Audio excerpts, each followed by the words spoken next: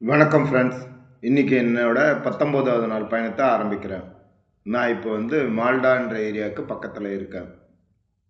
இந்த மால்டான்றது பாரம்பரியமான ஒரு நகரம்.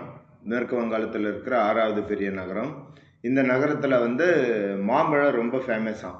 மால்டா மாம்பழம்ன்றது ரொம்ப பிரபலமான ஒரு மாம்பழ வகையை சார்ந்து தான். அந்த மாம்பழ வகையோட பேர் ஃபஸ்லி லாங்ரா அப்படின்றது ரொம்ப இங்கே ஃபேமஸாக. இது மட்டும் இல்லாமல் 2.5 கிலோலேருந்து 5.5 கிலோ வரைக்கும் விளையிற நூர்ஜஹான்ற மாம்பழமும் இங்கே ரொம்ப ஃபேமஸாக.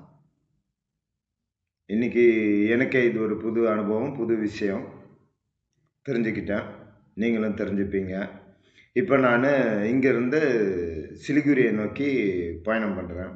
என்ன ஒரு பிரச்சனைனா, இப்போ மணி இங்கே 8 மணி ஆகுது. குளிர், கதவை திறந்தா அப்படி குளிருது. 9 மணிக்கு முன்னாடி என்னால் சைக்கிளே ஓட்ட முடியல. நான் பேண்ட் ஷர்ட் போட்டு ஜெர்க்கின் எல்லாம் போட்டுட்டு எல்லாம் போனோம்னா நல்லா இருக்கும். ஆனால் அப்படி எல்லாத்தையும் போட்டுட்டு என்னால் சைக்கிள் ஓட்டுறது ரொம்ப சிரமமாக இருக்கும். அதே நேரம் சாயந்தரம் 5 மணிக்கு மேலேயும் குளிர் காற்றடிக்க ஆரம்பிச்சிருது. அதனால் ரொம்ப சிரமமாக தான் இருக்குது. பார்ப்போம். இருந்தாலும் எவ்வளோ தூரம் நம்மளால் போக முடியுமோ போகலாம். ஆண்டவர் முன்னாடி போகிறாரு, நான் பின்னாடி போகிறேன். நல்லபடியாக வழி நடத்துகிறாரு. நீங்களும் என்னோட பயணத்துக்கு பிரார்த்தனை பண்ணுங்க.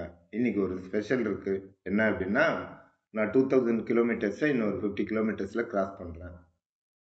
எல்லாரும் எனக்கு சப்போர்ட் பண்ணுங்க ஃப்ரெண்ட்ஸ். இப்போ ராய்கஞ்சுன்ற ஏரியாவில் நான் இருக்கேன்.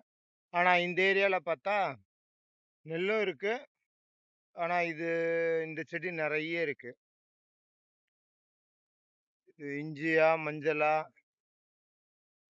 இல்லை வேற ஏதாவதான்னு எனக்கு தெரியல. பார்த்தீங்கன்னா கண்ணு கெட்டின தூரம் வரைக்கும்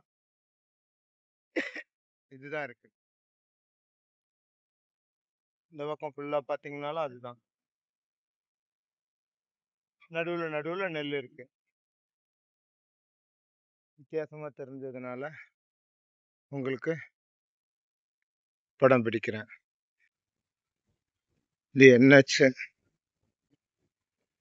நார்த் ஈஸ்ட்லேருந்து சென்னைக்கு வரணும்னா இந்த ரோடு வராமல் வர்றதுக்கு வாய்ப்பில்லை. ஃப்ரெண்ட்ஸ், இப்போ இருக்கிறது நான் நக்ரி ரிவர். இந்த ரிவர் பேர் இது இந்தியாவில் ஆரம்பிச்சு அப்படியே பங்களாதேஷ்குள்ளே போகுது.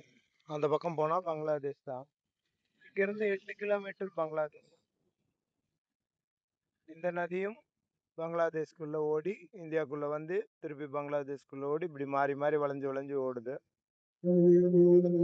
பாருங்க ஃப்ரெண்ட்ஸ், புதுசா வச்சிருக்காங்க. இதுவும் அதே தான், அதே செடி தான். அது நடுவில் கொஞ்சம் பச்சை பச்சைன்னு இருக்கிறது கொஞ்சம் வளர்ந்தது. இந்த குட்டை அங்கங்க இருக்கிறதெல்லாம் அவங்கவுங்க நிலத்துக்கு சார்ந்து விவசாயம் பண்றதுக்கு தண்ணிக்காக இதை வச்சிருக்காங்கன்னு நினைக்கிறேன். நீங்க பாத்தீங்கன்னா அங்கங்க தெரியும். அதுல இருந்து பம்பு செட்டு போட்டு தண்ணி எடுத்து பாய்ச்சிக்கிறாங்க. பாருங்க, அந்த பக்கம் பார்த்தா ஒரே மாமரமா இருக்கு.